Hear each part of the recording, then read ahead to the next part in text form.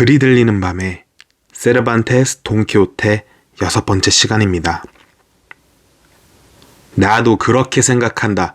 내가 너를 참말 사랑한다는 것을 보여주기 위해서 돈 액수가 많아지도록 빚도 껑충 늘리겠다. 그리고는 소년의 팔을 꽉 붙들고 다시금 나무에 갖다 매고 다시 반죽음이 되도록 매질을 가했다. 자, 안드레스 도련님, 그 불의의 시정자라는 양반을 불러보시지. 이번 불의를 시정하지는 못하실걸? 사실 아직 다 끝나지도 않았지만 네가 떠들던 대로 내 놈의 살껍질을 벗기고 싶은 마음이 아직도 가시지 않았다. 그러나 그는 소년을 풀어주고 그 심판관을 찾아가서 명령을 이행해달라 하라고 했다. 안드레스는 용감한 라만차의 돈키호테를 찾아가서 자초지종을 그대로 일러바치겠다고 을러대며 불이 나게 달려갔다. 그렇게만 되면 주인이 7배를 갚게 되리라는 심산이었다.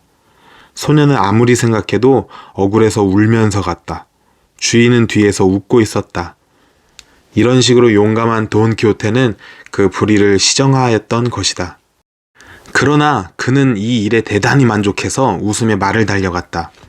그는 기사 수련에 있어서 그지없이 즐겁고 영광스러운 첫 출발을 했다고 생각하고 어깨가 으쓱하여 마을로 향해 가면서 오 둘시네아 델 토보서여, 모든 미인 중에서 으뜸가는 미인이시여, 그대는 오늘날 세상 천지에 살고 있는 모든 여성 가운데서 가장 복되다고 생각하셔도 좋습니다. 그대는 현재에도 미래에도 라만차의 돈키호테로 알려진 용감하고 이름 높은 기사를 겸손한 하인으로 삼아서 지극히 미미한 일까지도 시킬 수 있는 행운을 가지시게 된 것입니다.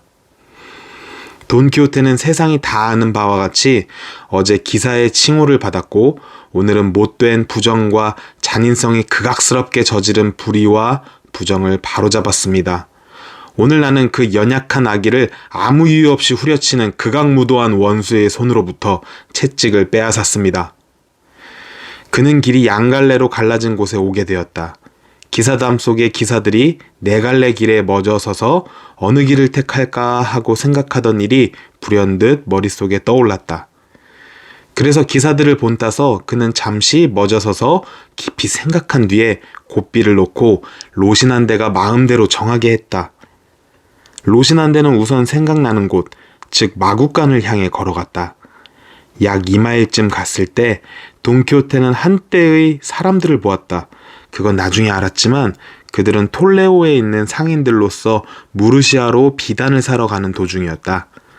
모두 6사람이었는데 양산을 받쳐들고 하인 4사람과 더불어 말을 타고 가고 노새 부리는 3사람은 걸어가고 있었다.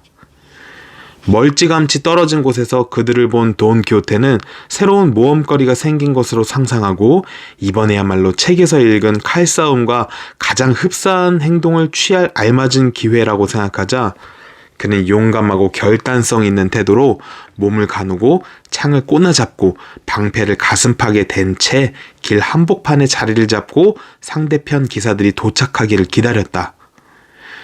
그는 그 사람들이 기사들이라고 이미 판단을 내렸던 것이다. 그들이 서로 볼 수 있고 말소리를 들을 수 있는 지점에 이르자 돈키호테는 교만한 어조로 소리쳤다.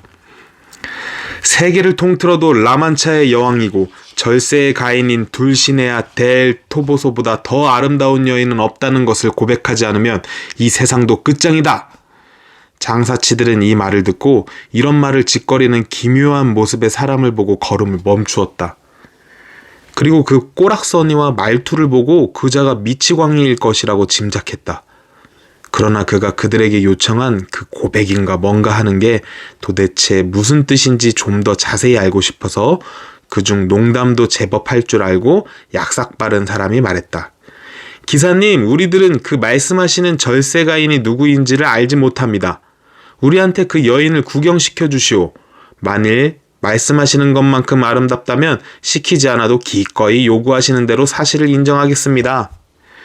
내 놈들에겐 보여주고 나면 다 아는 명백한 사실을 고백해야 무슨 뜻이 있을 겐가. 가장 중요한 점은 너희들이 보지 않고 그것을 믿고 고백하고 긍정하고 맹세하고 주장해야 하는 것이란 말이야. 그러기 싫다면 나하고 싸워야 해. 이 못돼 먹은 건방진 떼거리들아. 자, 덤벼라. 한 놈씩 기사도의 법칙을 따르든가 또 한꺼번에 다 덤벼도 좋다. 너희 같은 놈들은 그것이 습관이니까.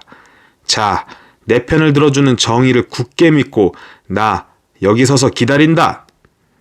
기사님, 그 장사치가 대답했다. 여기 계신 왕자님들을 대표해서 말씀드리는 건데 제발 그 귀부인의 초상화를 보여주십시오. mir할 만한 것이라도 좋습니다. 우리는 한 번도 듣지도 보지도 못한 것에다 서약을 해서 양심의 가책을 받고 싶진 않습니다. 게다가 알카리아와 에스트레마루의 여왕님들의 명예를 깎고 싶지도 않아요. 옷감은 실만 보아도 알 수 있지만 mir할 만한 초상이라도 보기만 하면 안심이 되고 만족하겠습니다. 기사님은 기사님대로 만족하시고 기쁘시겠죠. 벌써부터 그 여인 편으로 말씀이 쏠려서 한 눈은 사팔뜨기고 또 한 눈에선 뻘건 주사와 유황이 질질 흘러내리는 그림을 보여주신데도 그분에게 좋게 해달라는 대로 다 말해드리겠습니다. 이 더러운 악당들아, 그 여인 눈에선 아무것도 안 흘러! 돈키호테는 굉장히 화가 나서 대꾸했다. 내 놈이 말하는 건 하나도 안 흘리고 용연향과 사향만 흘린단 말이야. 또 사팔뜨기도 아니고 곱추도 아니고 과다루라마의 북보다도 더 똑바르단 말이다. 그러니 너는 나의 아가씨와 같이 뛰어난 아름다움에 대해서 그처럼 모독적인 언사를 쓴 대가를 톡톡히 받아야 한다. 말을 마치기가 무섭게 그는 창을 겨누고 살기등등하여 그 말을 탄 사람을 향하여 쳐들어갔다. 이때 만일 로신한대가 다행히도 길 가운데에서 비틀거리다가 쓰러지지 않았다면 그 겁없는 장사치는 변을 당하고 말았을 것이다. 로신한대가 넘어지자 그 주인도 저만큼 나동그라졌다. 그러나 낡은 갑옷의 무게와 더불어 창과 방패와 박차와 구두가 걸리적거려서 일어나려고 해도 일어날 수가 없었다. 그러나 일어나려고 버둥거리면서도 도망가지 말라, 겁먹고 비겁한 놈들아, 개 섞어라. 내가 여기 쓰러져 있는 건 내 잘못이 아니라 내 말의 잘못이다. 노새몰이꾼 중에 마음씨가 아주 썩 좋지 못한 자가 있었던지 그 하나가 땅바닥에 쓰러진 사람의 오만불손한 언사를 듣고 도저히 참을 수 없어서 대답 대신에 가까이 가서 가슴팍을 몇 대 쥐어박고 창을 빼앗아 분질러버리고 말았다. 그리고는 부러진 창대로 돈키호테를 내려치니 갑옷을 입은 몸이었지만 방앗간에서 빻은 밀가루 꼴이 되었다. 하인의 주인들은 그 기사를 너무 패지 말고 멈추라고 소리쳤지만 그는 성이 잔뜩 나서 화가 다 풀릴 때까지 그치지 않으려고 했다. 그래서 다른 창대 조각을 주워들고 그 가련한 희생자에게 던졌다. 그러나 기사는 폭풍우처럼 퍼붓는 매질 가운데서도 한 번도 입을 다물지 않고 하늘과 땅을 향해서 그 도둑대에 대한 위협과 욕설을 그치지 않았던 것이다. 그에게는 장사치들이 산적들로 보였던 것이다. 마침내 그 하인도 지쳐서 그만두었다. 장사치들은 남은 길을 가는 동안 단단히 혼난 그 가련한 양반에 대하여 서로 이야기하면서 여행의 화제를 넉넉히 얻었다.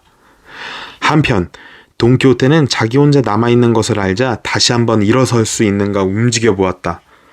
그러나 몸이 멀쩡할 때도 일어설 수 없었으니 그처럼 호되게 얻어맞아 거의 죽을 뻔하고 난 지금 어떻게 일어설 수 있으랴? 그러나 어쨌든 간에 그는 자기가 운이 좋았다고 생각했다. 왜냐하면 이런 일은 편력기사에게만 일어나는 재난으로 여겨졌던 것이고 그 일을 전적으로 말의 잘못으로 돌렸기 때문이다.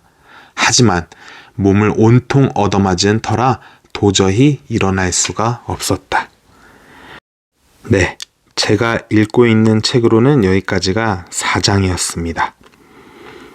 글이 들리는 밤에 세르반테스 돈키호테 6번째 시간이었습니다. 오늘은 10분까지 약간 시간이 남아서 조금 더 말을 얹고 있는데요. 이 글이 들리는 밤에는 밤에 10분 동안 낭송을 해보면서 같이 또 들어보는 그런 콘텐츠입니다. 더 좋은 목소리와 발음으로 찾아뵙도록 노력하겠습니다. 함께 해주셔서 감사드리고요. 좋은 밤 되세요.